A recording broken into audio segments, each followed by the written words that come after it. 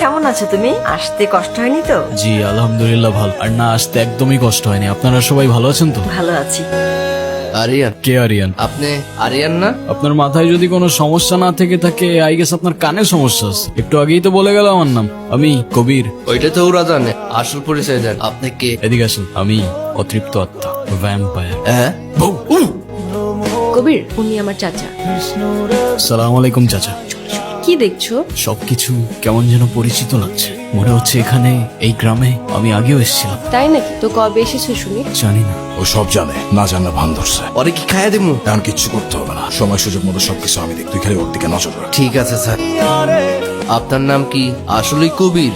না, কবির সিং। কেউ কেউ অবশ্য অর্জুন রেড্ডিও ডাকে। আপনার যেটা খুশি আপনি ডাকতে পারেন, কোনো সমস্যা নেই। বুঝলাম না। আপনি মনে হয় একটু বেশি কথা বলেন না? জি স্যার। বেশি কথা বলা লোক আমার পছন্দ না। আচ্ছা, আপনার এই বাড়িতে রোলটা কি? কি কাজ করেন আপনি? আমি ছোট স্যারের হিসাব করি। ও আচ্ছা। আর আপনি? আমি ছোট স্যারের পিএস, ওর থেকে আমার কাছে বেশি গুরুত্বপূর্ণ। একজন অ্যাকাউন্টেন্ট, একজন পিএস।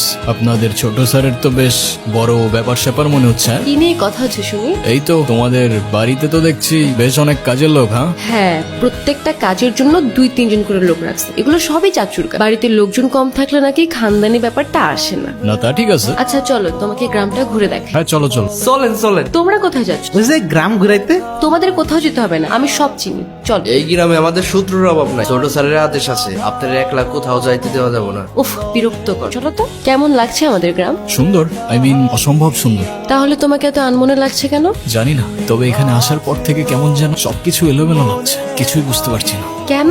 সেটাও জানি না। আচ্ছা আমাকে একটা কথা বলো তো, আমার ফেসের সাথে কি তোমাদের এখানে কারোর চেহারা মেলে? অবশ্যই মেলে। আমার চোখ শকুনের চোখ। কিন্তু দাদা, এক স্যার তো অনেক মানুষ আছে এই দুনিয়াতে।